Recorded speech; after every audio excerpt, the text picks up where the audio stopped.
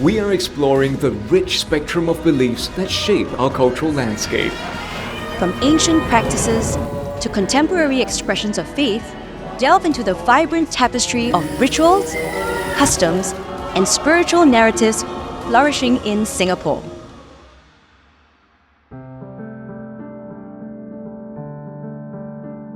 With roots stretching back from at least 3,500 years ago, Zoroastrianism is an ancient faith that has shaped cultures across the globe. It is Singapore's smallest recognized religion, and I want to learn more about the local Zoroastrian community.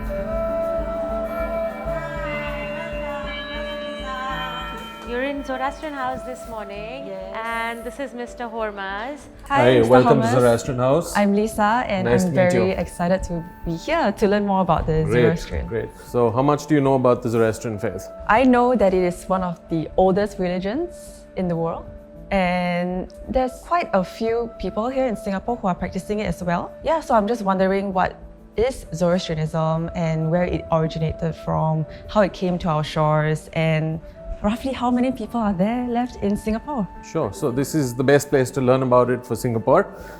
So, let me start off with telling you that Zoroastrianism has been around for over 3,500 years. Zoroastrians are followers of our prophet Zarathustra. We are today, unfortunately, one of the smallest religions in the world, smallest communities in the world, whereas in Singapore, we're about 300 to 350 people. So, we call ourselves a large community in Singapore. Again, what is Zoroastrianism? I told you, followers of the prophet Zarathustra. He talked about main teachings of Zarathustra. We talked about belief in God, in one God, monotheism. So we are arguably one of the first, or not one of the first, but the first monotheistic religion in the world, which talks about one God. So we look up to one God as Ahura Mazda. And what are the three main pillars of that? Basically, good thoughts, good words, and good deeds. We also talk about a spiritual world. So we not only talk about a physical world in Zoroastrianism, there is a spiritual world as well. There are two opposing forces in the universe. We talk about good versus evil. Then Zarathustra also taught us about the immortality of the soul. Said once you leave your physical presence, the soul resides continuously. It's immortal. The soul stays on forever. It can arguably be said that we're the first ecological religion in the world.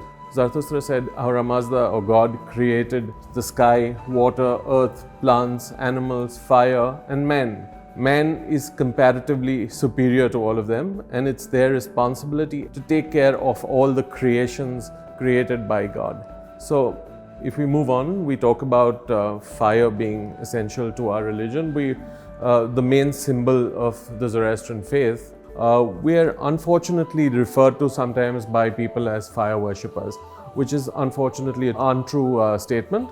We are not fire worshippers. For us, fire represents Ahura Mazda. There's no actual photograph or painting of what God looks like, and the fire represents God's light and wisdom to us.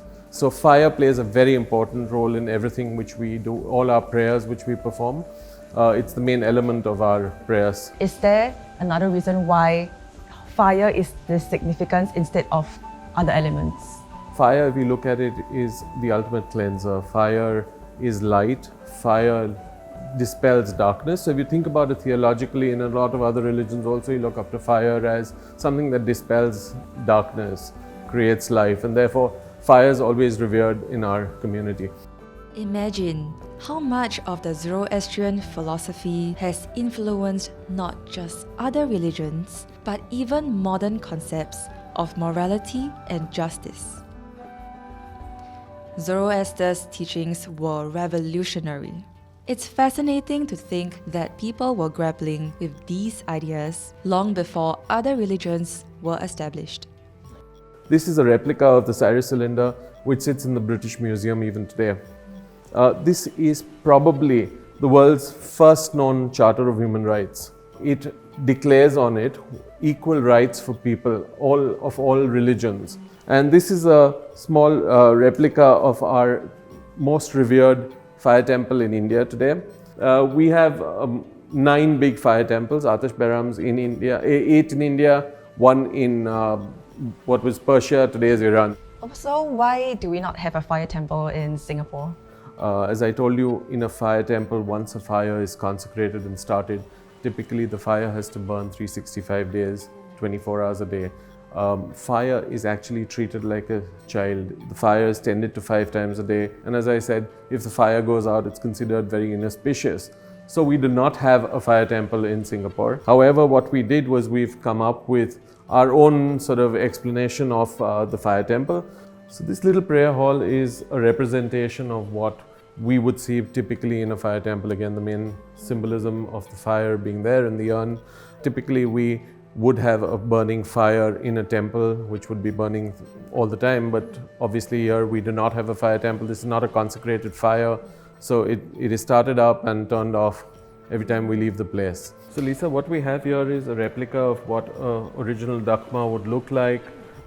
It's basically like a big self-cleaning well in which the bodies are placed. Again, all individuals would not be allowed in. There are a set of pallbearers who specifically do this job, wherein it's put out the elements and birds of prey. The body is put out and is consumed within a few hours by the birds of prey. Traditionally, Zoroastrians practice sky burials where the deceased are placed in a dogma, also known as a tower of silence. Scavenger birds were allowed to feed on the remains so as not to contaminate the land around it. For the most part, this practice has been phased out. The first Parsi cemetery was established in 1828 at what is now Palmer Road in Tanjong Pagar. In 1969, the burial ground was acquired by the Singapore government and first moved to Tampines, and it's now here in Old Choa Chu Kang Road. I've learned a lot about the history of Zoroastrianism today. Tomorrow, I'm going to witness a weekly prayer of thanksgiving and good health. Dua Tondorosti.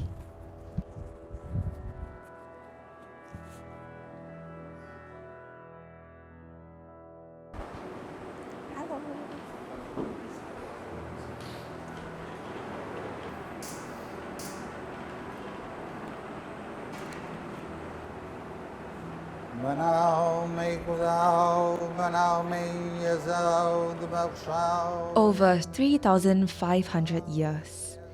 That's how long this prayer has been passed down.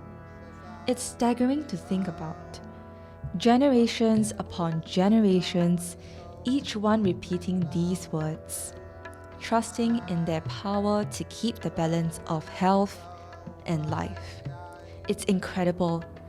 This prayer isn't just an echo of the past. It's a living tradition.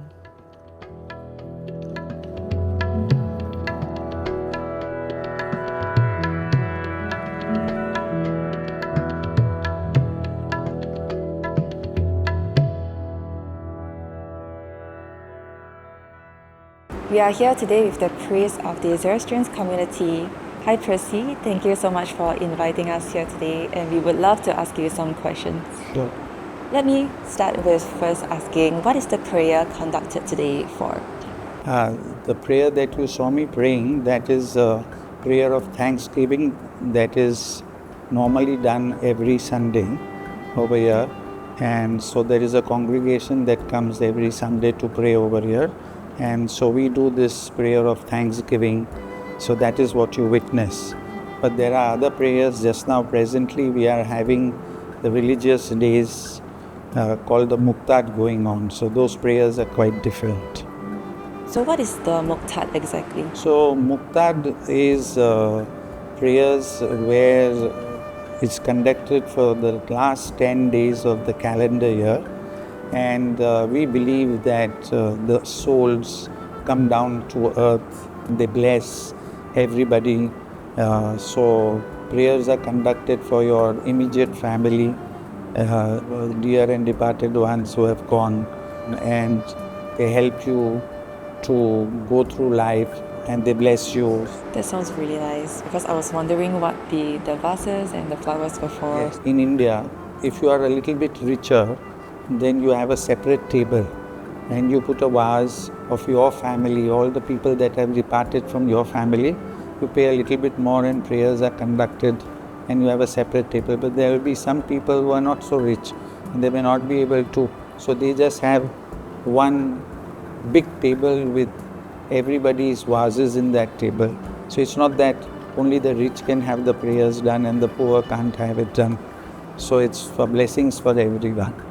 Thank you so much for answering all of my questions. It was really nice to be a part of this experience today and also learning more about your faith. Thank you. It was a pleasure. Thank you. Spending this time learning more about the Zoroastrians was unexpectedly enlightening because just right behind me in this shop house, there was so much history and culture which I would have not known if I did not walk in. So I'm really grateful to have been given this opportunity to learn more about them.